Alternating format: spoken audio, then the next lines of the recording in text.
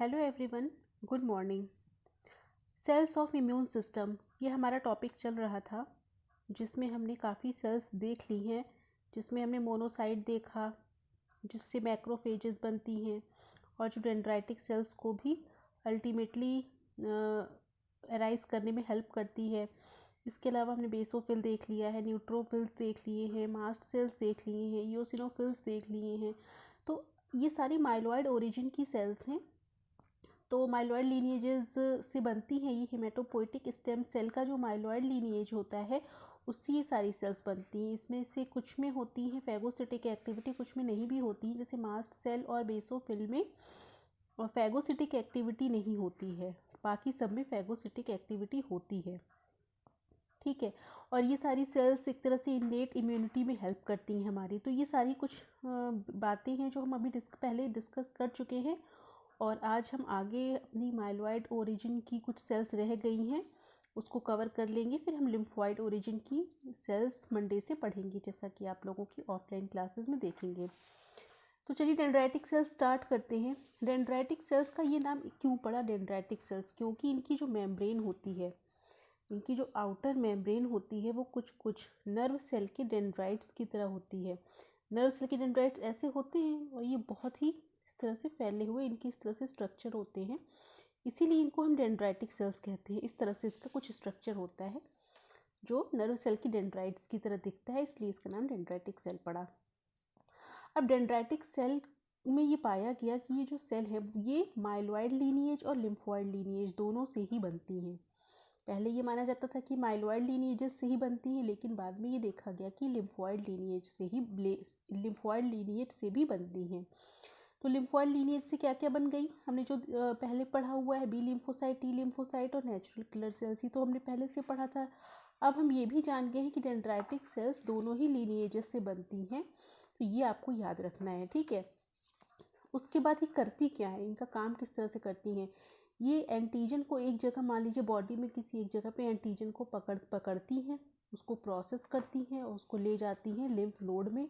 Lymph node में ले जाने के बाद उसको एंटीजन प्रेजेंटेशन का काम ये लिम्फ नोड में करती हैं और जो नेव टी सेल्स हैं उनको एक्टिवेट करने का काम करती हैं।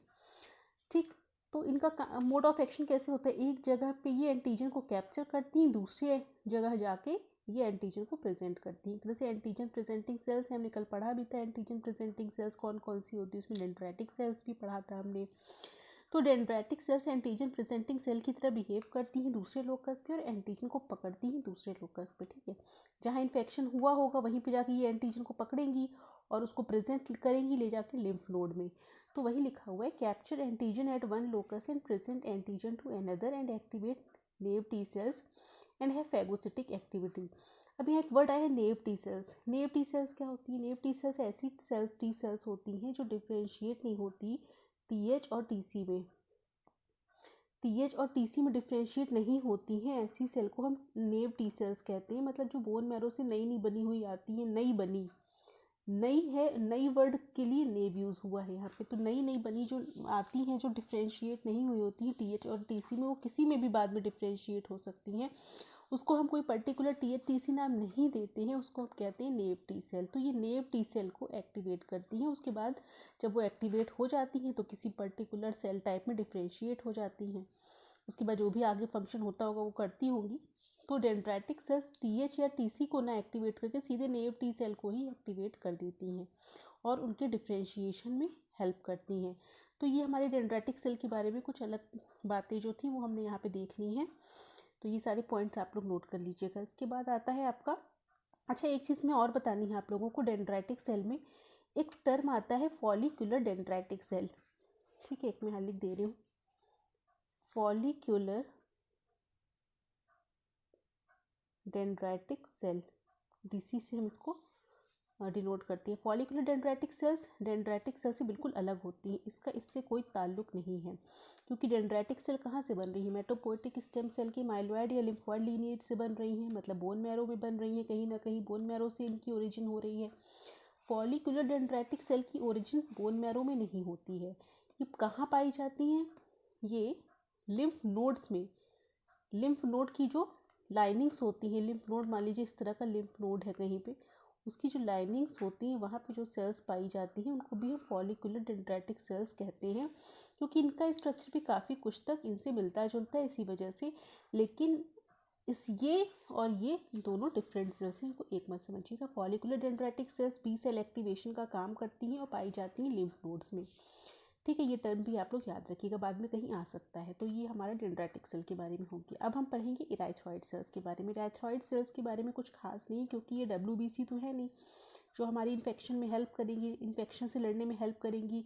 इराइथ्रॉइड सेल्स क्या होती हैं? इराइथ्रोसाइट्स होती हैं, RBCs होती हैं जो हीमोग्लोबिन के हेल्प से ऑक्सीजन का ट्रांसपोर्ट करती हैं पूरी बॉडी में। इनका इम्यून रिस्पॉन्स से कोई खास लेना देना नहीं होता, लेकिन अगर कहीं ये RBC डैमेज हो जाती हैं तो ये इम्यून रिस्पॉन्स वहाँ पे फिर एलिसिट हो जाता है, वहाँ इम्यून रिस्पॉन्स शो होने लग जाता है। तो डैमेज्ड RBC हैं अगर वहाँ पे, तो क्या होगा, कहीं अगर RBC डैमेज हो जाती है तो वहाँ पे हमारे इन्फ्लेमेटरी रिस्पॉन्स शो होने लग जाता है। और इसकी रिस्पॉन्सिबल कौन होती हैं? WBC की सेल्स। तो ठीक है, इनका खुद का कोई लेना देना नहीं होता इन्फेक्शन से लड़ने में कहीं भी।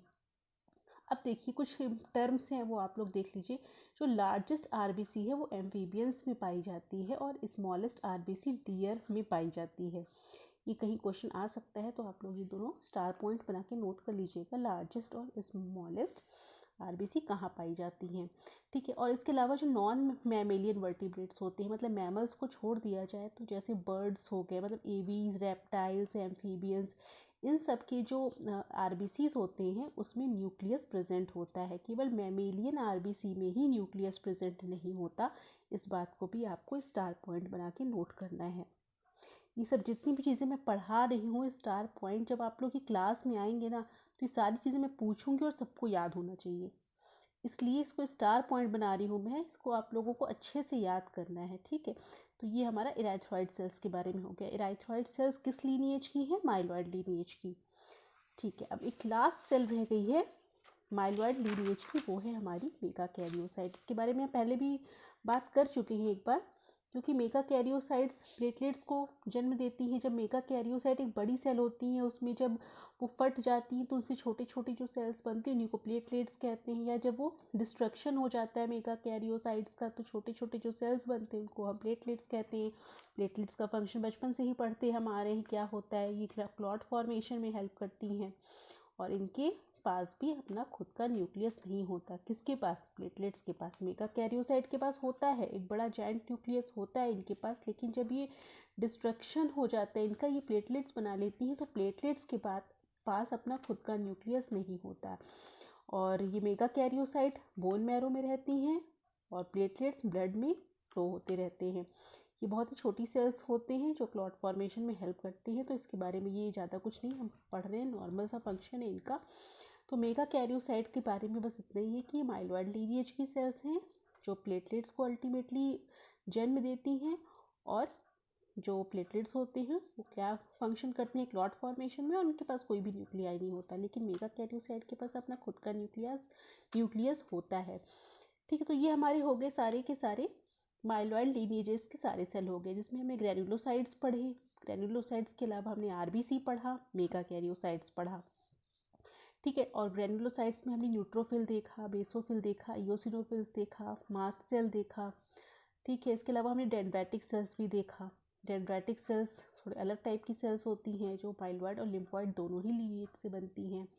तो ये सारी चीज़ें जितनी भी मैंने अभी तक बताई हैं सारे सेल्स के बारे में सबको याद होना चाहिए। जब आप लोग क्लास में आएंगे तो पहले ये सुनाएंगे, फिर आगे हम बढ़ेंगे। इसके बाद जब हम क्लास में डिस्कस करेंगे तो हम वहाँ पे लिम्फोसाइट्स के बारे में डिस्कस करेंगे। लिम्फॉइड लीनिएज की सेल्स, इसमें हमारी T लिम्फोसाइट, B लिम्फोसाइट और नेचुरल किलर सेल्स आती हैं। ठीक है बच्चों, तो आज के लिए इतना ही रखते हैं। इसको अच्छे से लिख लीजिएगा, याद कर लीजिएगा। और इसके बाद हमारी क्लास ऑफलाइन होगी। ऑनलाइन क्लासेस अगर कंटिन्यू रह पाती हैं तो आगे इसको कंटिन्यू करेंगे, वरना ऑफलाइन तो क्लास हमारी चलेंगी। ठीक है बच्चों, ओके, थैंक यू।